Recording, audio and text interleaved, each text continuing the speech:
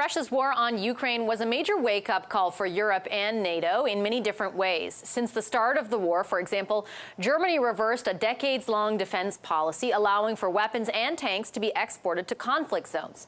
Finland and Sweden moved from neutral to NATO, making bids to join the security alliance. And Canada boosted its deployment of troops to the continent through Operation Reassurance and Operation Unifier, the former based in Latvia. But for countries that border Russia, like Latvia, is that enough? I spoke with Latvian Prime Minister Krišjānis. Kariņš. Have a listen to that conversation. Hi, Prime Minister. Pleasure to welcome you to our program. Thank you very much for making the time. Pleasure to be with you. When this war started a year ago, did you think it would still be going on, Prime Minister, a year later? We had no idea.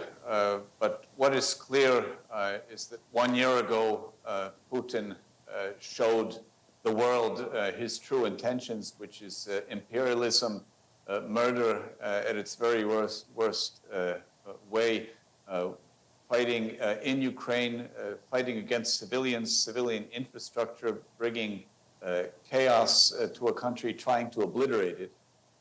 What is the only good side of the story is that the entire West has pulled very firmly together in aiding Ukraine in fighting off this aggression. And I think that Canada's role has been very important, not only in strengthening the NATO presence here in Latvia, and very thankful that you're heading that NATO presence, but also your direct contributions to helping Ukraine. That's very, very much appreciated. And I do, Prime Minister, have a couple of questions about that operation in your country in just a moment. But just to circle back to what you were saying about Vladimir Putin, he again made a speech today very specifically saying that Russia would, quote unquote, pay increased attention to boost its nuclear forces on land, sea, and in the air. How seriously do you take that threat?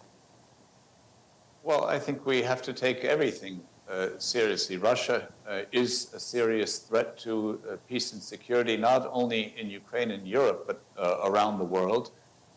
He's been doing a lot of saber rattling this entire past year or so.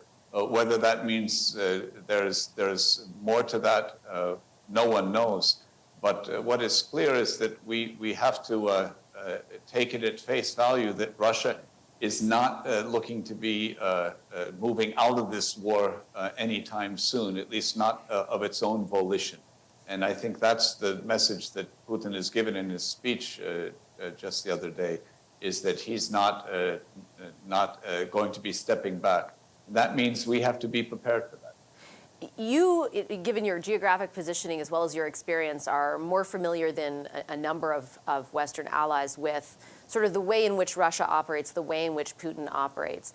Have you been surprised at all at the way that Putin has reacted to increased NATO strength, increased unity among those allies? Has anything that Putin has done taken you by surprise? Unfortunately, no. What has come as a pleasant, maybe not a surprise, but a pleasant realization is how united all of us have become in the face of his aggression. But remember, this is a government, this is an individual who is basically a dictator in his country. It's all about maintaining power. And when things are not going so well at home, war on the outside to rally to the cause of nationalism is what they're resorting to. The propaganda going on within the country is that Russia is basically under attack and is fighting a war similar to that which was in the Second World War against fascism, and Ukraine and the West, including all of us in NATO, I suppose, represent this fascism, which is it's meaningless from our point of view, but very meaningful within Russia. And Putin, it seems that his grip on power, there's no signs that we see that it is weakening, which means that we have to take this threat credibly, translated as he's not going to be backing down anytime soon. But he does understand strength.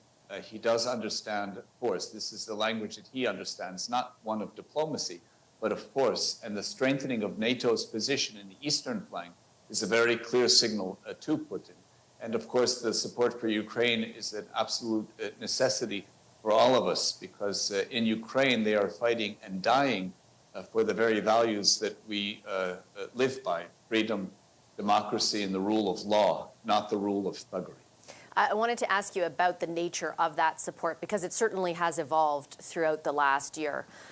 In particular, we now note that Ukraine's President Volodymyr Zelensky is very focused on procuring fighter jets, military jets of some sort, in order to counter what is expected to be an offensive from Russia this spring. I spoke to, for example, Poland's ambassador to Canada this week, who says Poland is willing to supply MiGs, but delineates between, for example, the supply of tanks in that they're not willing to go it alone. This has to be, from Poland's perspective, a concerted effort among allies. It can't just be one country going alone. Do you have an expectation that allies will evolve to that position, or does that seem a departure, too much of a departure from where they're willing to go? I don't necessarily see that as a departure.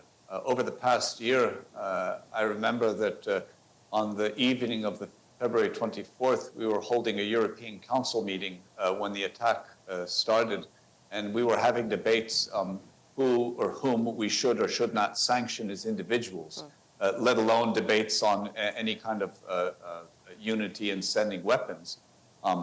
1 year later, everyone is sending weapons. There was talks of, can you send howitzers? Yes, you can send howitzers. Can you send tanks at first? No, then now it's yes, it's tanks. So that is an evolving realization and position of the Western allies. I think it's important that Western allies move in lockstep. And sometimes it takes a little bit of time to everyone come to the same conclusion. But I think the conclusion is on one level very clear. Ukraine must win this war, and Putin must lose it. We cannot allow the rule-based system to simply be disentangled right in the heart of Europe, next door to all of the European Union.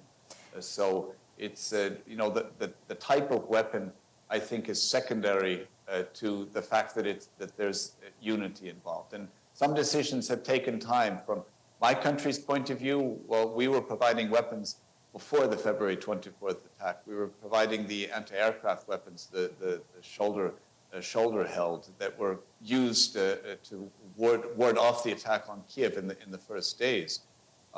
So we've been all in. We have given more than 1% of our GDP in terms of military aid, and we have a tremendous continuing groundswell of grassroots aid coming in all kinds of forms. So there's vehicles, there's buses, there's medical aid, et cetera, which is coming from civil society. So we're all in, and we're very happy to see that more and more of our NATO partners are also going all in. It's very important. Speaking of being all in and NATO, I do want to, before I let you go, Prime Minister, ask you about the operation based in your country led by Canada. When you were visiting this country last year, the Prime Minister made a pledge to essentially double the contingent of the battle group that's there, the size of it, turn it into a brigade. I know that there have been discussions, I believe, that have started about how many soldiers each country ends up sending. Where are those discussions at, and when do you expect sort of all of this to be finalized? First, I have to say, I think Canada's leadership, Trudeau's leadership, is fantastic and very, very well appreciated in Latvia. Canada has stepped up. All the other NATO partners have stepped up. We are seeing more soldiers and, importantly, more equipment. That is, our capabilities are greatly enhanced. My own country, we're in the process of reintroducing conscription. We are greatly increasing our military budget. We are in the purchasing stage of getting our own anti-aircraft systems and some other new systems that currently our NATO allies are providing. So we're moving quite clearly in this direction. And the decisions, they're all coming together. And I have to say that under Canada's leadership, I have great confidence in all of our NATO allies, and especially in Canada's leadership, because what your country has done, that maybe not everyone in Canada understands, that you have forged a real fighting unit from 10 different NATO members. And this has actually not been done before. This is a true fighting unit which has been forged together. It took 5 years to get it fully operational, but Canada did that. Now we're just in the process of increasing its size and capabilities. So your country's leadership has done it once. I'm absolutely convinced that they'll be able to follow through on the next level. There are a number of countries, including this one, Prime Minister, that are facing issues with the size of the military here, right? The pressures on the military, people retiring and not enough recruitment. Do you have any concerns that Canada will not be able to increase its share of soldiers as a part of this operation? Has that been conveyed to you at any point? No, we don't have this concern because remember, for a brigade to be operational, one thing is the number of soldiers, but as important and almost from one aspect more importantly are the capabilities that this brigade would have. So, you know, if you have, I don't know, 5,000 soldiers with only rifles, that's not going to be as effective of, say, half that many soldiers, but with a full range of systems that they can use. So moving towards the brigade, Canada is one of 10 NATO members in Latvia. If all members proportionally move up, as Canada already has, I think that won't be a problem. And so I don't see that as an issue at all. And within our own country, well, we're also realizing that we are at the upper limit of a volunteer army in terms of the numbers.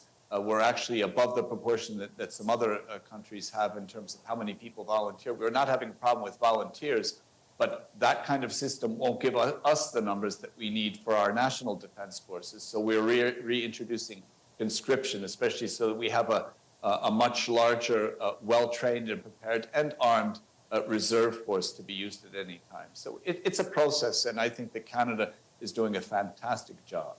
Prime Minister, I'll leave it on that note. Thank you very much for sharing some of your time with us today. Thank you very much.